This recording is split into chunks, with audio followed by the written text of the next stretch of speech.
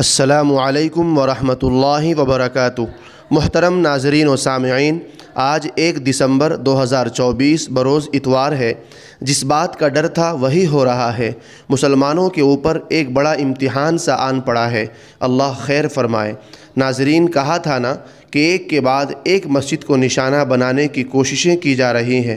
سنبھل کے بعد اجمیر اور اب اجمیر کے بعد ایک بڑی خبر یہ آئی ہے کہ اتر پردیش کے بدایوں کی مسجد نشانے پر ہے۔ بدایوں کی یہ خوبصورت شاندار جامع مسجد، جس کو آپ اپنی اسکرین پر دیکھ سکتے ہیں، اب اس میں بھی ہندو مندر ہونے کا دعویٰ کیا گیا ہے اور کورٹ میں 3 دسمبر کو اس کی سنوائی ہوگی۔ اللہ حفاظت فرمائے۔ ناظرین، سنبھل کے بعد اب اتر پردیش کے بدایوں میں جامع مسجد کو نیلکھنڈ مہادیو مندر ہونے کا دعویٰ کیا گیا ہے۔ اس معاملے میں گزشتہ کل کورٹ میں سنوائی تھی، جہاں انتظامیہ کمیٹی نے اپنا پکش رکھا۔ اس معاملے میں ایک شخص نے 2022 میں یاچیکا دائر کی تھی۔ اس معاملے کی اگلی سنوائی 3 دسمبر کو کورٹ میں ہوگی۔ آپ سب لوگوں سے گزارش ہے، دعا فرمائیں اللہ تعالی ہماری ان مساجد کی حفاظت فرمائے۔ کیا وجہ ہے؟ کہیں ایسا تو نہیں کہ اللہ ناراض ہو گیا ہے کہ مسلمان اپنی مسجدوں سے غفلت میں ہیں، مسجدوں کو آباد نہیں کر رہے ہیں، نمازوں سے دور ہے، قرآن کی تلاوت سے دور ہے، سنتوں سے دور ہے۔ اللہ اپنا کرم فرمائے۔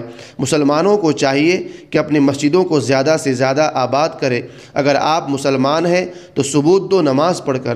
ناظرین، اسی مسجد کے تعلق سے کل ہند مجلس اتحاد المسلمین کے صدر جناب بیرسٹر اسد اویسی صاحب نے بھی ایک بیان جاری کرتے ہوئے کہا کہ بدایوں اتر پردیش کی جامع مسجد کو بھی نشانہ بنایا گیا ہے۔ عدالت میں 2022 میں کیس کیا گیا تھا اور اس کی اگلی سنوائی 3 دسمبر کو ہوگی۔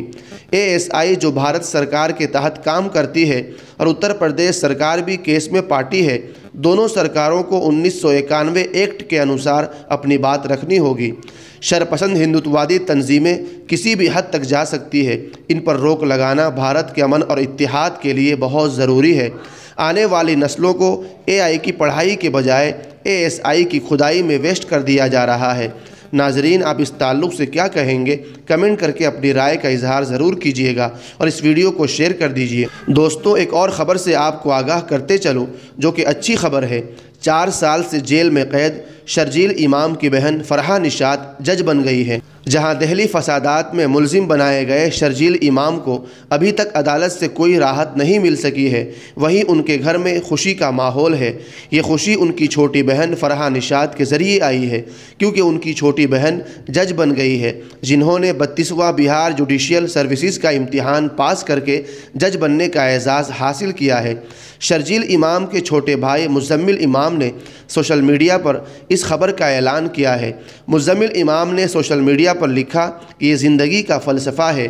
ایک طرف جہاں ان کا بھائی جبر کے خلاف انصاف کی جنگ لڑ رہا ہے اور جیل میں ہے، وہیں دوسری طرف بہن ظلم کے خلاف انصاف دینے والی جج کی کرسی پر بیٹھ گئی ہے۔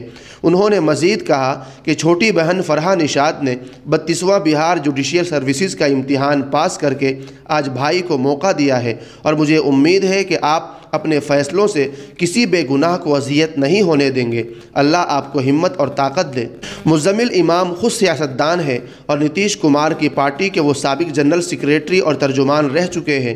اس سے پہلے وہ صحافی بھی تھے۔ آپ کو بتا دیں کہ جب شرجیل امام پر الزامات لگے تھے، تب بھی مزمل نے اپنے بھائی کے حق میں ایک طویل پوسٹ لکھی تھی، جس میں انہوں نے کہا تھا کہ میرا بھائی مکمل طور پر بے گناہ ہے، جو ہمیشہ معاشرے، تمام انسانوں اور ملک کو پیش نظر رکھ کر سوچتا ہے۔ شرجیل امام پر صرف ایک ہی الزام لگایا جا سکتا ہے کہ وہ ایک پاگل شخص ہے۔ شرجیل امام پر غداری کا الزام ہے۔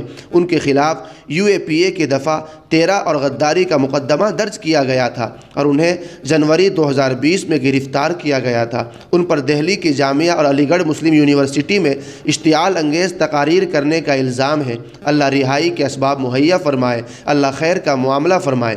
ناظرین، آپ اس ویڈیو کے تعلق سے کیا کہیں گے؟ کمنٹ کر کے ضرور بتائیے گا۔